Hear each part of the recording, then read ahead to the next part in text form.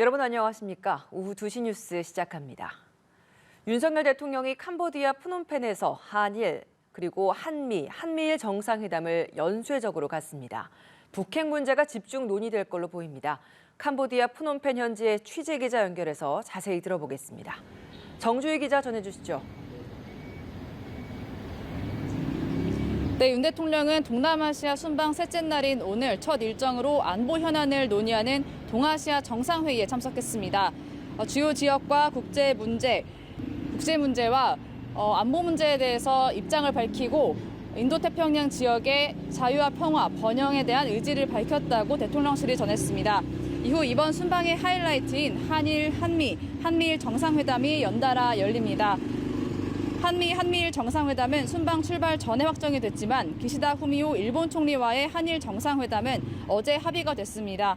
한일 정상회담은 지난 9월 미국 뉴욕에서의 약식회담 이후 2개월 만이고 한미는 지난 5월 이후 6개월 만, 한미일 정상회담은 6월 나토 정상회의 이후 5개월 만입니다.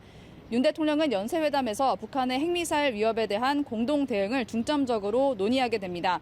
윤 대통령은 어제 저녁 관람한찬에서 조 바이든 미국 대통령, 기시다 일본 총리와 만나 짧은 환담을 나눈 것으로 전해졌습니다. 네, 2달 만에 다시 한일 정상회담이 열리게 되는 건데 어떤 주제가 논의되는 겁니까? 네, 한일 정상은 지난 9월 약식회담에서 양국 관계 개선 필요성에 대해 공감대를 이뤘지만 강제징용 배상 문제 등 과거사 문제 해결에서는 큰 진전은 없었습니다.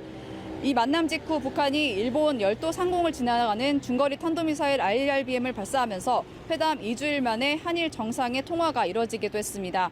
오늘 만남도 북한의 고강도 도발로 한반도 긴장감이 고조되는 분위기 속에서 전격적으로 이뤄진 건데요. 북한의 미사일 도발과 핵 문제가 중점적으로 논의될 전망이고 과거사 문제 등 주요 현안에 대해서도 성과가 있을지 주목됩니다. 네, 그리고 이어서 한미일 정상회담도 진행될 텐데요. 주요 의제도 전해주시죠.